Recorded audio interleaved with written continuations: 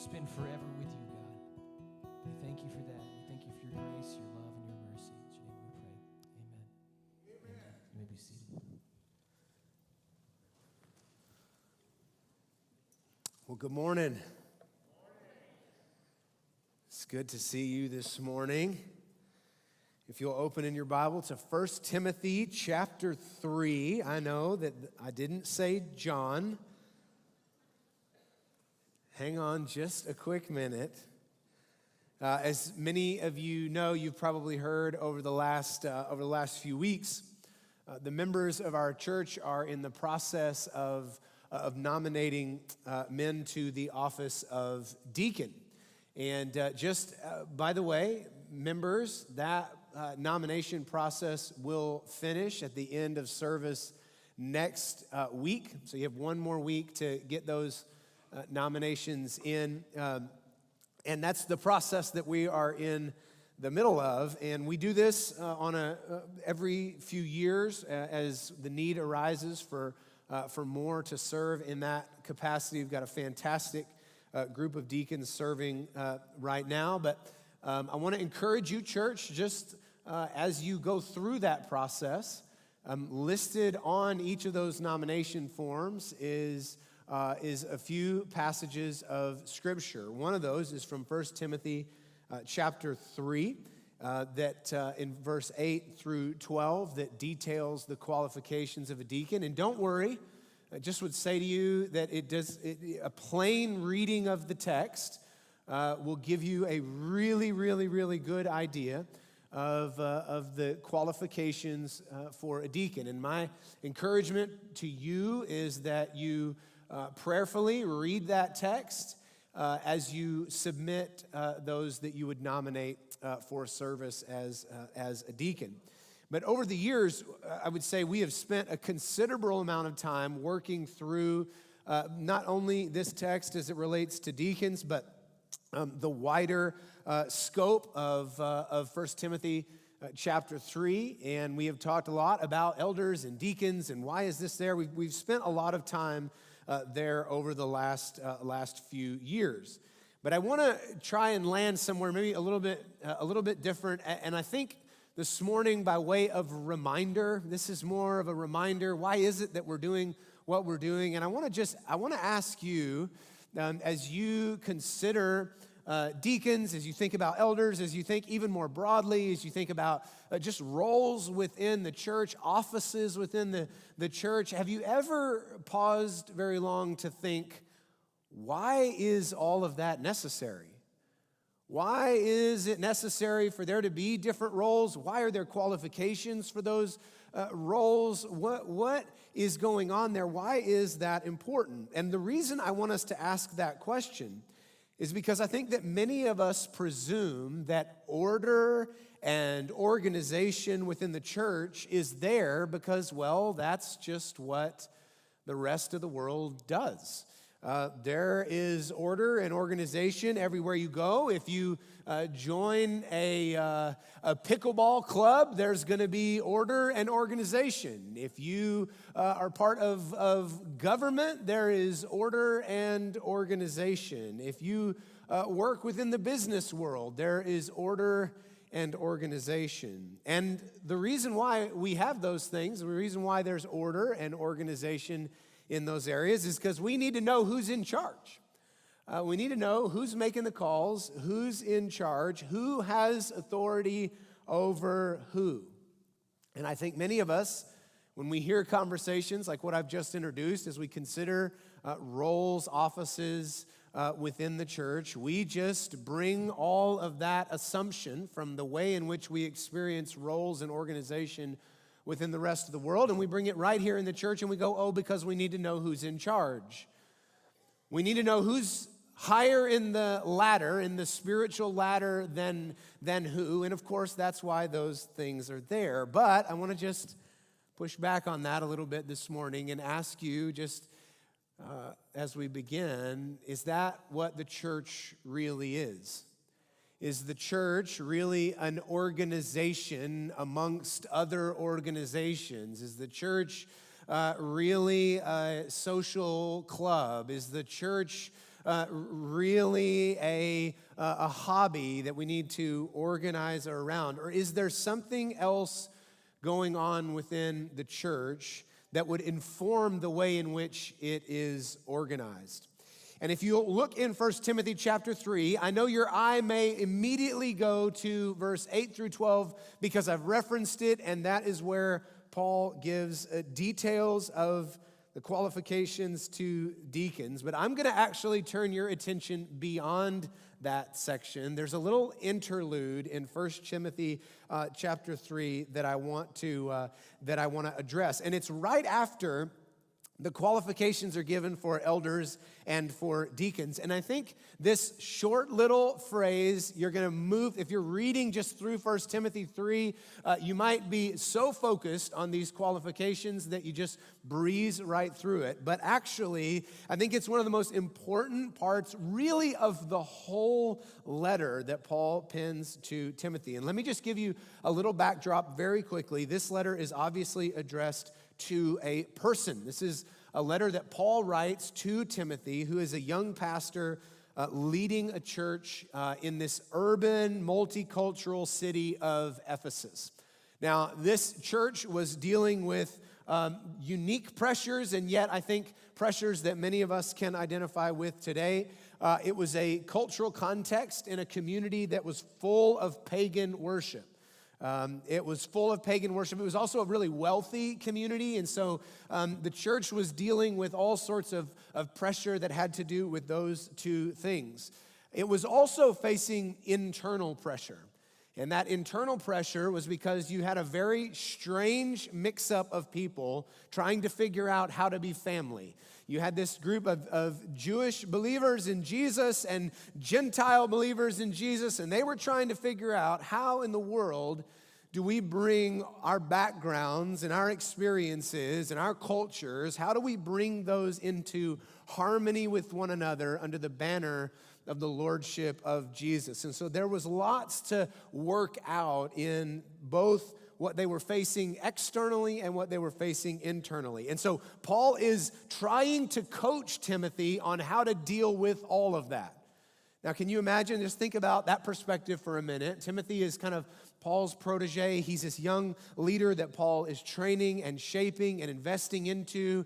And Timothy's trying to juggle all of these different circumstances and elements. And so Paul, wanting to help, and you can kind of feel it in the letter, he just seems like one thing after another. He's saying, do this and make sure these people know this and organize this way and make sure these people look like this and act like this and make sure that these people associate with these people in this way. And by the way, watch out for false teachers from the outside. You can tell he just really wants Timothy to get it right. He's highly invested, not just in the church, which he is, but also highly invested in Timothy as a young pastor. And it's almost as if this section that we're going to read today, it's almost as if in the midst of all of that, he's just frantically penning this letter, trying to help Timothy out. And it's almost as if Paul just goes, you know what, I need to make sure he remembers why this is all important anyway.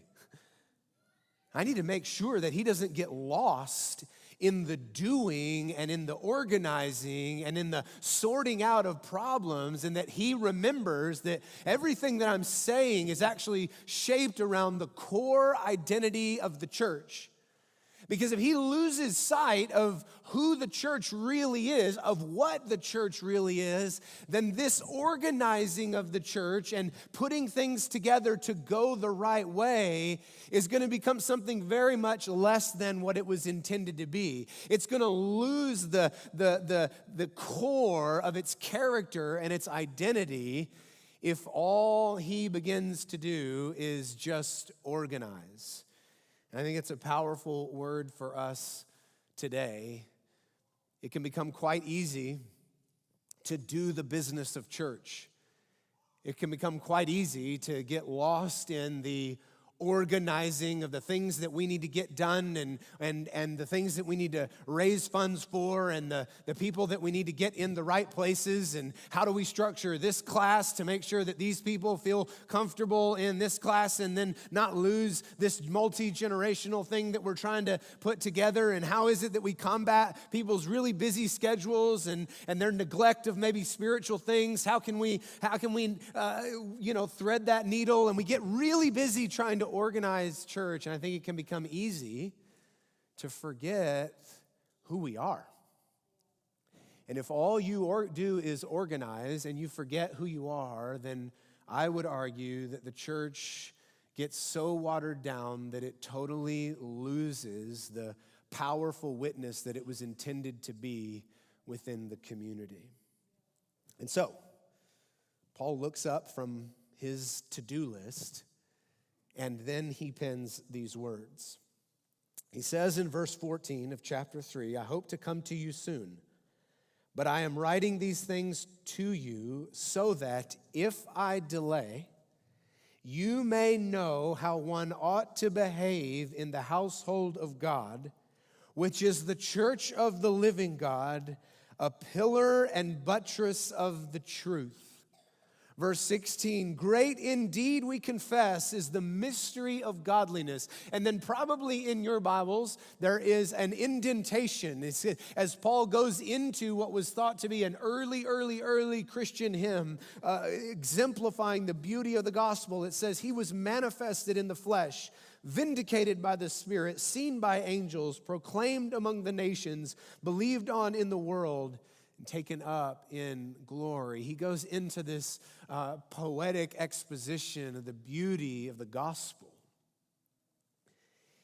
And he says this because he realizes that he may not be able to come and be with Timothy in person. And so he says, here's the deal. I'm writing all of this to you so that you will know how one ought to behave. But tucked right after that, and it's critical, he gives Timothy a grounding, an anchor, a foundation from which to realize the identity of the church.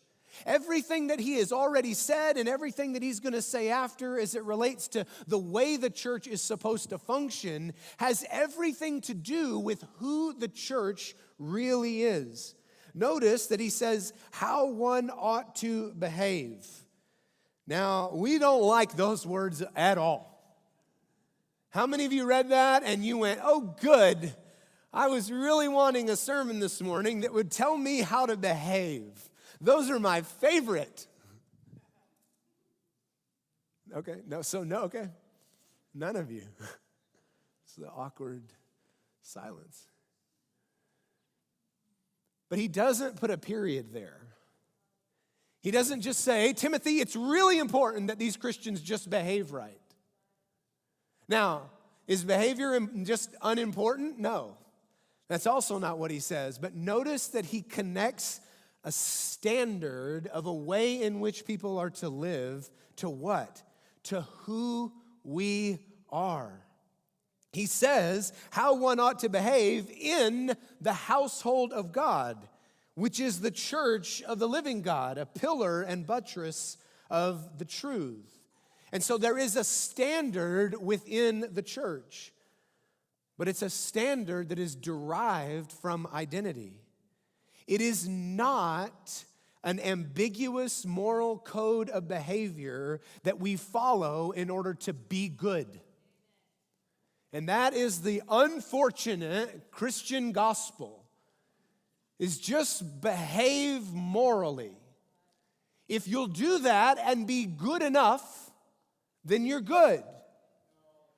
But that's not Scripture. That's not what Jesus called us to, and that's not actually how God designed behavior to even work.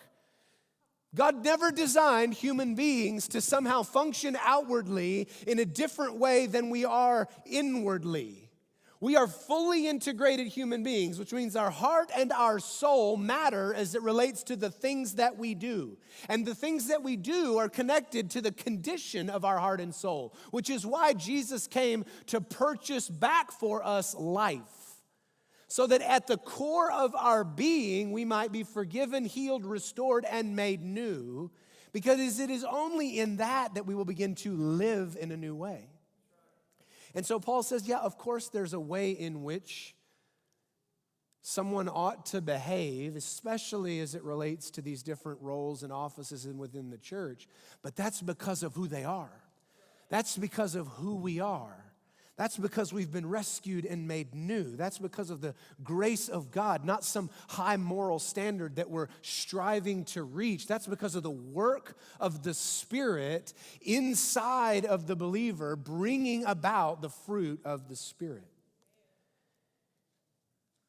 It's also important that we realize that this is not about how one ought to behave, is not about creating a structure of hierarchy, where there are some that are just better at being Christian than others, or where there are some that are just more spiritual. I hear that often, that are more spiritual than the rest of us, and we've got to rank ourselves in terms of how spiritual we are. And the ones that are good and the ones that are more spiritual, those are the ones that should be in charge, and they should be the ones that are telling the rest of us, the less spiritual ones, what to do. I'm being sarcastic, but we do actually think this way. What he says is that the way that we behave in general, and especially as it relates to the different offices within the church, is actually part of something much bigger. It's actually part of who we are. And he says it there, and he says two things. He says the church as a household of God, and then he says, which is the church of the living God. So this is where we're going to work from in terms of our identity. Now, it's important that you realize that the early church knew, the people that would have been reading this literally knew nothing of buildings called churches. This is not something that they go, oh yeah, First Church of Ephesus down the road. They knew nothing of churches. They met in households. They met in one another's homes. And they were very, very, very literally, when Paul says a household, the household of God, they were very literally living that out in the context of a household. They were a household, a new family, and they were fleshing that out in the very same place that they did family every other day of the week. So in a very literal sense, they were a household of God, and roles and responsibilities that were given were connected to their identity as being this new family reflecting God's design for human relationships. And can you imagine the day-to-day work of that? They were every day slowly and carefully trying to work out what it meant to now belong to one another. But they weren't doing it in a context like this, where you could just walk in the back door, nobody notices you, you sit back in the back, you don't have to speak to anyone, or if you do, all you really have to do is exchange some sort of pleasantry where they know what you do for a living or how they feel about it being cold rather than hot, which is what 90% of us did this morning. We had some sort of small talk, not trying to hurt your feelings. If that's your entry into small talk, I'm an introvert and I get it. Weather is just low-hanging fruit.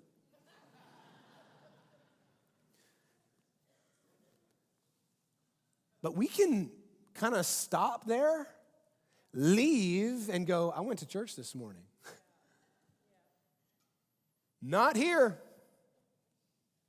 I dare you to show up in my living room and try to be there an hour, hour and a half, depending on if you're a Sunday school person or not. Yeah, I'm coming for you.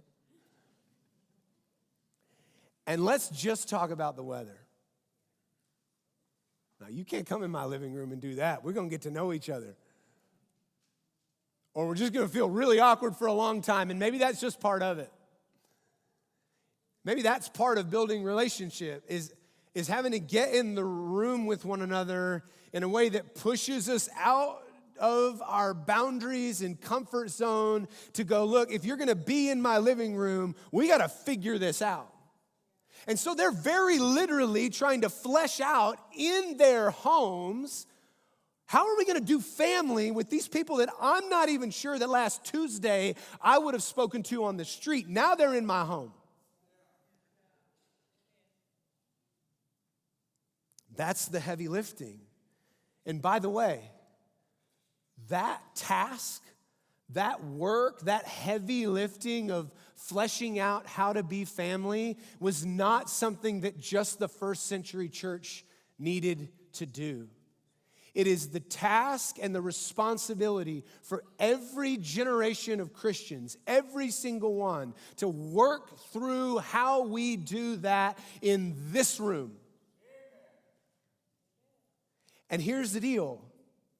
If we neglect that work and we're just satisfied with coming in here and talking about the weather, I can promise you that we will completely lose the dynamic power of our witness within the community. We'll lose it. We will be nothing other than another organization or social club or whatever. Because the work of fleshing out how to be a household, how to be family, is actually one of the things that distinguishes us most prominently out in the community. We are a different kind of people. There's a different kind of life flowing in us. And because of that, because we've been restored in relationship with God, there's a new way in which we relate to one another. There's a new kind of relationship that's been born because we've been brought into the kingdom. We belong to one another in a deeper way. And the way in which we flesh that out in the community is actually the thing that sets us apart. People should walk in these doors and see something strange and different about you. They should go to weddings and funerals and birthday parties and Final Four gatherings and whatever else we do. And anywhere we are together, they ought to notice something strange about us. How is it that these people with different mamas and daddies seem to be belonging to one another in a way that is deeper and more significant than what I share with my brother? These people care for one another as if somebody else's life depends on them giving up their own.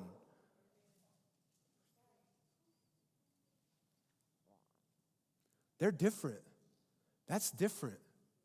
They show up at the hospital bed. They show up at the weddings, funerals, birthday parties. They show up for each other. They seem to run to the fight for one another. When one of them goes down, they don't go, oh, yeah, that's a real bad example of the group, and distance themselves. They seem to run to the one that's broken. They don't ostracize each other. They pull each other in. When one of them fails, there's a swarm of them that comes around that one to build them up, to protect them against those outside forces, to heal them, to restore them, to put them back in a proper place. They go to the fight for one another. What in the world? And see, it's actually those things that being a family includes and distinguishes us from everybody else. Kids, in your bags, you've got crayons. Now, I know these are not Crayola, all right? Don't be bougie with your crayons. We're on a church budget, all right? Mine's even got a used one in here. Now, here's the deal.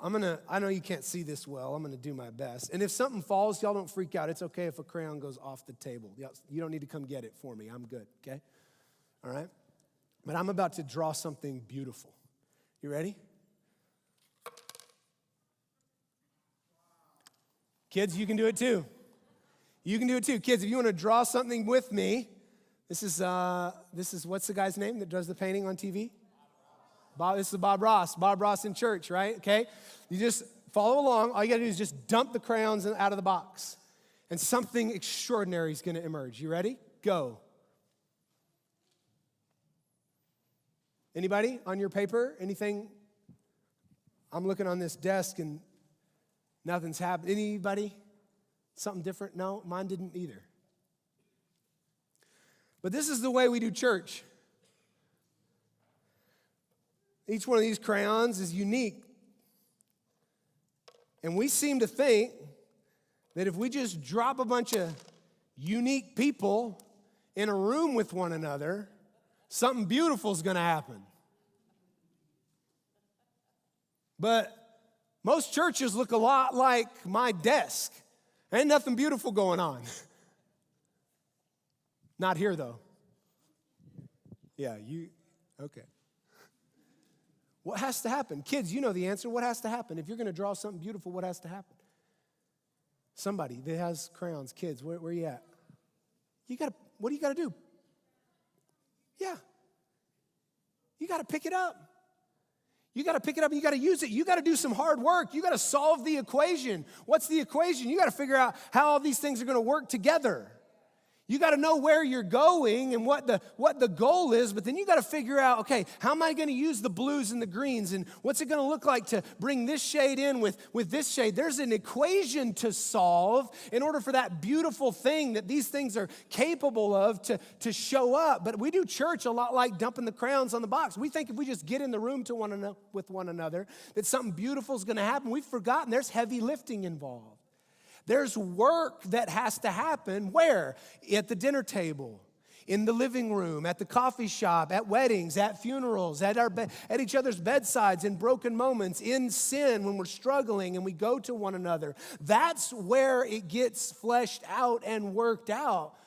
But we've got to realize that to be a household of God, it's going to take us figuring out how all these colors come together for something extraordinary and beautiful. Now, he says a household of God. So he gives us this picture of a family. But then he says the church of the living God. Now, again, understanding some context matters here. In first century Ephesus, the word church, or in the Greek, ekklesia, all it meant was a called out assembly. A gathering, an assembly. It wasn't necessarily, that word in and of itself wasn't necessarily intending to have religious significance. So when he says the church of the living God, again, he's not naming the church. He's talking about something significant, which is why he adds the living God after church. So he uses church, ekklesia, as this called out assembly, but it's not just a called out assembly like every other called out assembly that would have been present in that day. He says this is a called out assembly of the living God. He's not talking about where they meet or the group that they've formed. He's talking about who it is that meets with them. The significance of the fact that they are a called out assembly is because that calling out has occurred by the living God. It's the same God that dwells with them and in them and amongst them. It's the living God. And for them, as they read Paul's words, they would have had this image. Timothy would have had this image that filled his mind of what? Can you guess? Based on many of our studies in the past, starts with a T, ends with imple. A temple, you got it. A place where the living God dwells. Timothy's mind would have filled with the image of the temple. Quite literally, a temple was a house or a dwelling place for God. What has he just said? That the church is this household of God, this called out assembly of the living God. There would have been other gatherings, other ecclesias, if you will, around a specific purpose that could have been given that same name, ecclesia. But what gave them significance and identity was not that they were just people gathered together, but that they were people that God had gathered together for himself. I want you to think about the way in which you view this congregation. I want you to think about the way that you view the room. And I want you to ask yourself whether or not your view of this room has anything related to a room full of people that the Creator God, the living God, has sought after, called out, rescued, and brought together for his name. Does that match with the way you view congregation? I know as church leaders, we can struggle with that. Because sometimes congregation just becomes a bunch of people with a bunch of problems that are really difficult often to solve. We lose sight of the fact that we together are people that God has mysteriously and gloriously called together for the sake of his name, rescued and redeemed and put together.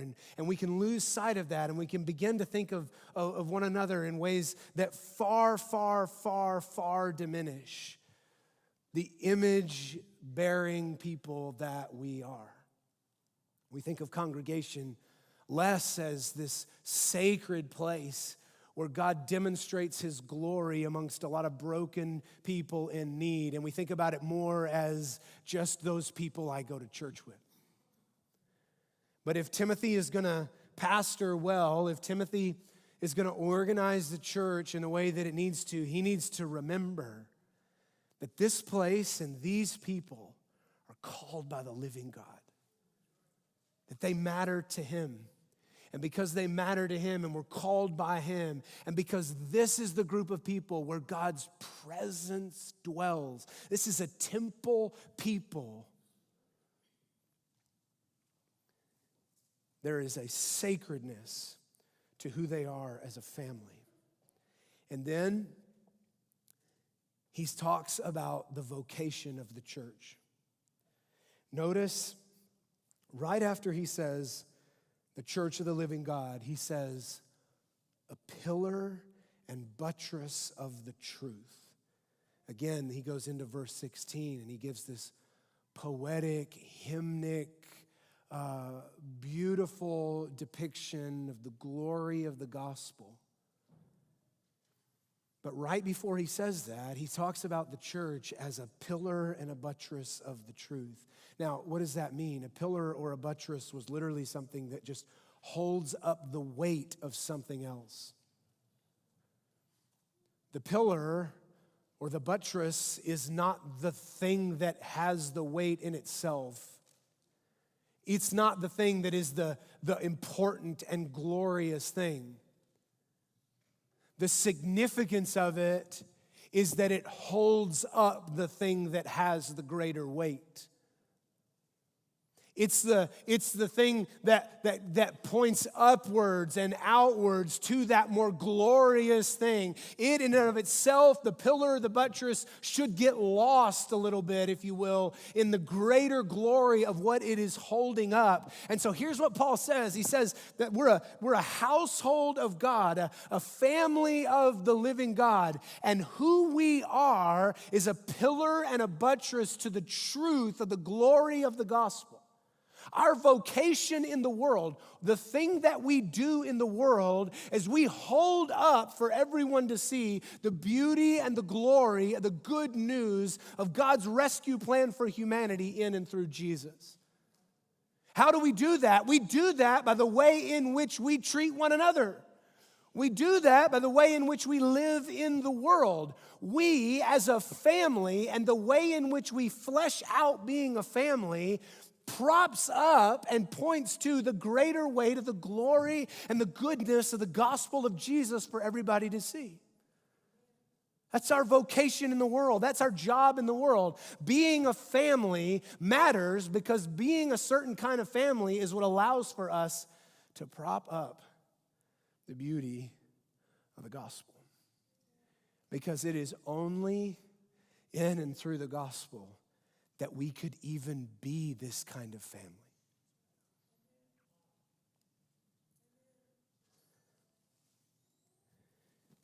doesn't mean that without us, there's no truth of the gospel. That's not what that means. To be a pillar and a buttress is not to say, well, if we weren't here, there would be no gospel. What it is a picture of the people of God as a family, pointing not to ourselves, away from ourselves, and holding up the truth of the gospel. In everything that we do, in all that we are, in the way in which we order ourselves and the way in which we behave, all of that is intended to point away from us and to the good news of Jesus. So, that's why the details in Paul's letter to Timothy. That's why Paul says that order matters. The way we organize ourselves matters. The character of our leaders, by the way, I don't know, I'm afraid that is being extremely watered down. The character of our leaders does matter. And it matters most prominently right here in this house. I hear a lot of talk about the character of leaders and how it matters. And unfortunately, story after story after story after story of the compromise of leaders, not out there, but in here. It matters. The character of our deacons matters. The character of our elders matters. The character of the members of our church matters. Why? Not because we're trying to jump up through the ranks of Christian spirituality, but because who we are as a family, the way that we treat one another, the way that we live out our lives in the world is a pillar and a buttress of the truth of the gospel. And if we don't take that seriously, then we will compromise our witness in the world, which, by the way, is the vocation that Jesus gave us. And if we're going to take that seriously, being a light in the nations, then we better take seriously how it is that we're working out being a family in here. Y'all with me? Okay. So,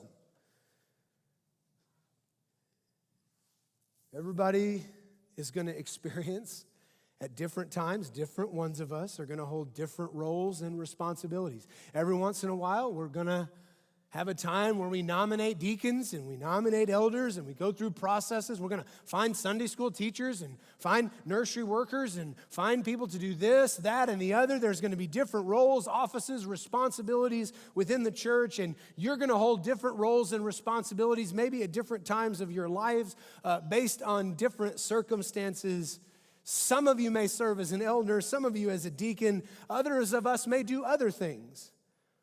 But every single one of us, regardless of whatever role and function that you're occupying at a given time, has a responsibility not to seek out a role, but to steward the roles and the place that God has given us as a critical component of us being the kind of family that is a pillar and a buttress to the truth of the gospel.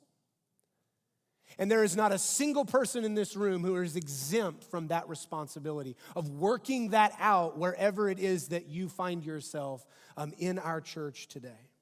So I want to ask you these questions. How do you see the church? How do you view this place and these people when you walk in the doors on a Sunday morning? Is this a club? Is this just another structure? Is this just a religious social club? Is this a spiritual ladder to climb? If I can make it in here, boy, I'll really have some points. How do you see the church? Or do you see the church as a family, as a household, as a place where God lives and dwells amongst us?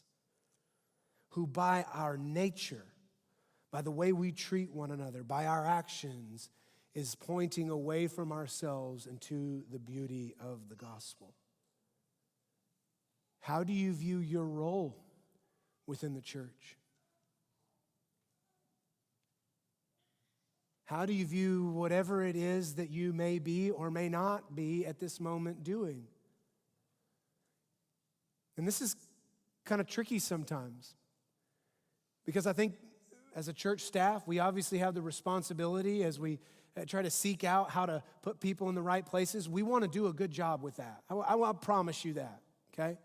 I promise you, we want to do a good job of finding the right places for you to serve based on the person that God has created and called you to be. And we don't want to absolutely destroy your schedule where there is no possible way that you could be out on the streets sharing the gospel. That's not our hope. We want to do a good job at that. But I'm telling you, there's this thing creeping in where my role and responsibility is a whole lot more about my convenience than it is about in what way can I lay whatever it is in my life down so that the beauty of the gospel can be propped up in this family. And that has way more to do with just the way that we interact with one another than it does serving in any sort of ministry role and responsibility. But I'm nervous that we're getting to a place where we're too busy to even have each other to lunch, where we're satisfied with a text message instead of a visit, where knowing something about somebody and telling them they'll pray for you is somehow acceptable above making them a meal and showing up at their door and serving them in that hour of distress. Being a family has become a whole lot more about convenience. And anybody have a family in here? How convenient is it? Anybody ever ask you, man, how's family? And you go, you know what? Extraordinarily convenient. I literally had a lady at the store the other day. We're shopping for plants or whatever. Our kids are going bonkers. Got love for you. Y'all were losing your mind at the nursery. And this lady passes by, super sweet, and she's like, all those yours? I love that question. Well, yeah. And she just goes, oh, nice. You know what I should have said? Like, man, it's super convenient. You know how convenient shopping is? This is so convenient. We never use that word with family. Why? Because we know better. Why are we trying to make this convenient?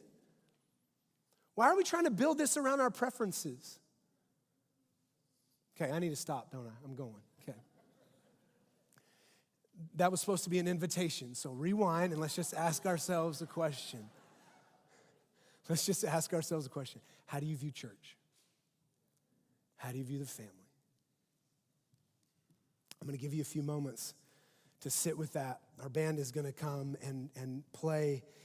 And seriously, just give you a few minutes. Because I got to ask myself this question too. I'm not exempt here. I'm preaching hard right now, but it's a lot of it is because God's saying this stuff to me.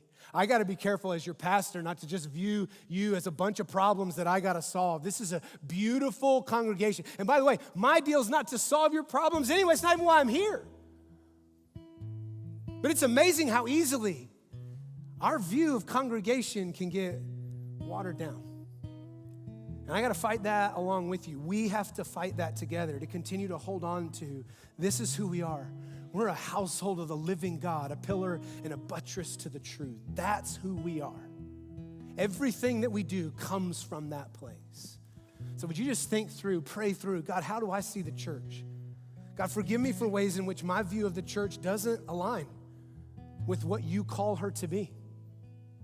Help me, God, to come into alignment with what you say the church is. Help me to pray for and lift up this family to you.